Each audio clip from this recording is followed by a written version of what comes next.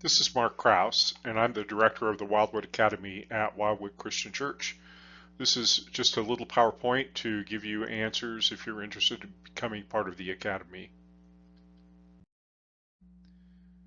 The ministry mission statement that we have at the church is that we are a congregation committed to making disciples through evangelism and nurture.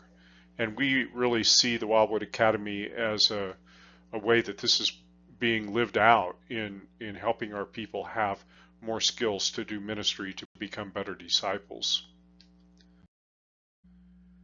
The Academy itself has this mission statement. It says that the Academy serves Wildewood Christian Church and the larger Christian community by offering adult education to develop competent, confident, and faithful leaders for the service of the church.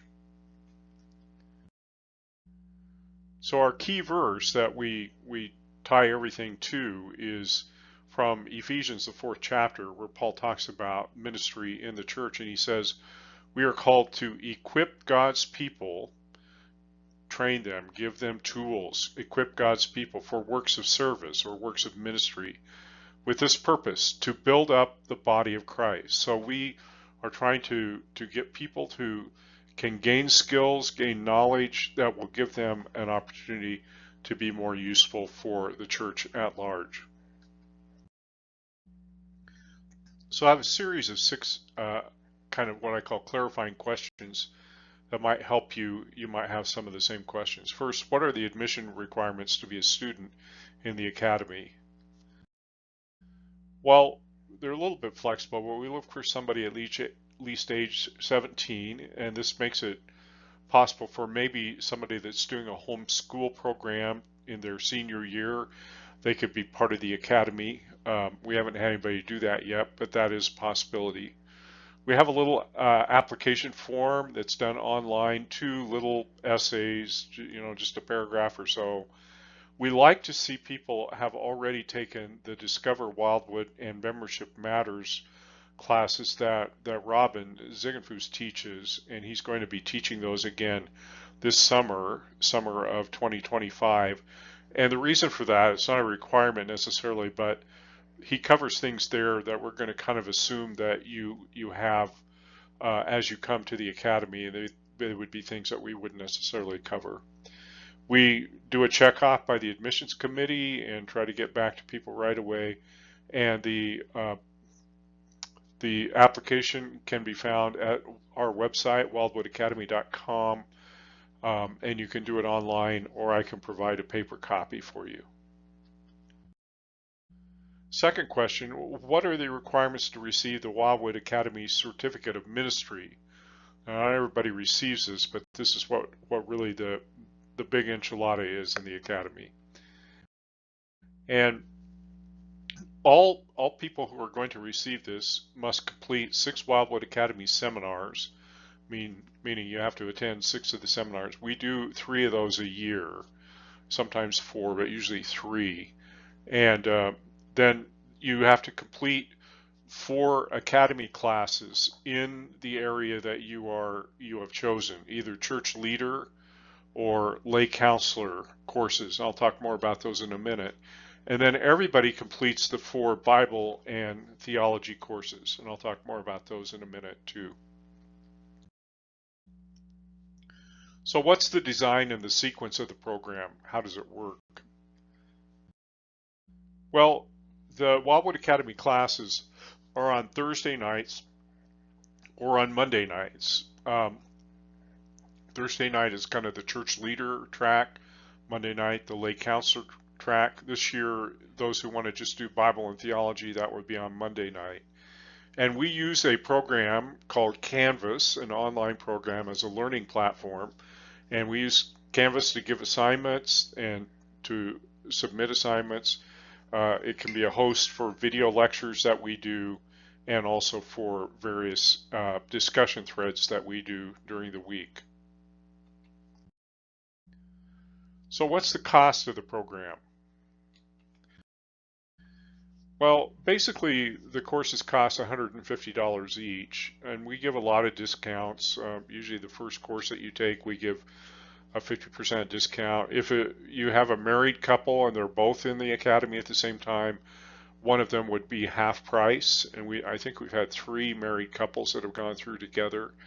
The books and materials then are included in this cost. You don't order a textbook and get it from Amazon. We'll have those for you in a timely manner. And the seminars that you're asked to attend, 3 of those a year, we charge for those. We've charged up to $50 for those, depending on the cost of the speaker that we bring in. But if you're in the academy, there is no cost to you to go to those seminars. So the estimated cost is about $1,200 over 2 years. We give out lots and lots of scholarships. Money is not really a problem here, so if you're interested in it, don't let money be the thing that would deter you from enrolling. So 5th, what are the courses in the program? So now we get down a little bit more to the nitty-gritty.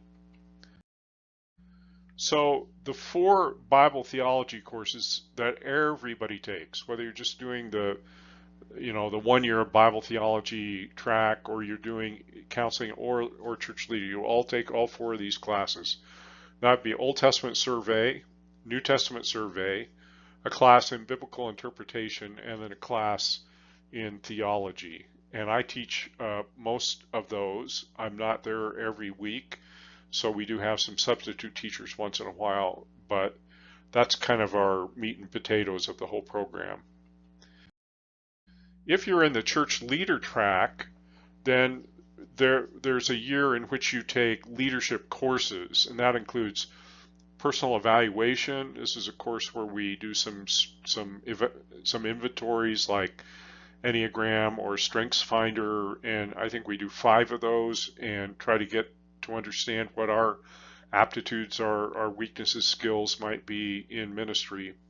We do a class on personal discipleship in which we use a manual from a large church in North Idaho called Real Life Ministries that some of you may have heard about. Their discipleship training manual, and we go through that.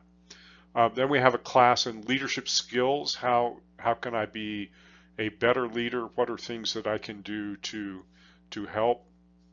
And then we have a new course that we've added, the 4th course, Evangelism and Apologetics, and this will be the first time we teach that. So evangelism, how to share your faith; apologetics, how to defend the faith. And both of those are really important for ministry. So this year we'll be doing these 4 classes, 2025 and 2026. And then that group, if you're just in the church leader track, you would take the Bible theology classes next year. The lay counselor courses come from the book that Ron uses, and they include establishing the relationship in a lay counseling situation, deepening the relationship, how you get to a real level, growing the relationship, how you get it to flourish, and then finally consolidating the relationship, meaning how do you wrap it up. So lay counseling, that we've already begun a ministry here, really isn't about so much long-term counseling. It's a finite thing that's set up between a lay counselor and a client, and a lot of this involves listening skills, and people just need somebody to listen to them and help them understand what they're going through. So lay counselor courses, this year we'll teach the first 2 of these courses. One will begin in August, one will begin in January, and the alternate courses beginning in October and in March will be Bible theology classes for this group. The class expectations then, what do we kind of expect? Give you an idea. Well, we want you to be faithful in class. You need to really commit for a couple of years to be available on Monday or Thursday, or if you decide you want to do both of these, which is a possibility, you have to come Monday and Thursday part of the time, not all the time, but that's a 2-hour session. We meet 6 to 8 o'clock, and we usually get done on time. So these are 8-week modules. We have 2 modules in the fall and 2 in the spring. So yearly commitment about 32 hours. I'm sorry, 32 weeks of class, 8 times 4. In general, students do weekly readings in an appropriate book. In the lay counseling program, Ron uses one main book with some supplementary books. I use quite a few different books in the Bible theology and the church leader one, but it's usually, 20, 30 pages a week, maybe 40 pages at the most. Sometimes it's only about 15 or 20. And this is adult level reading. It's not terribly difficult reading, but it's at an adult level.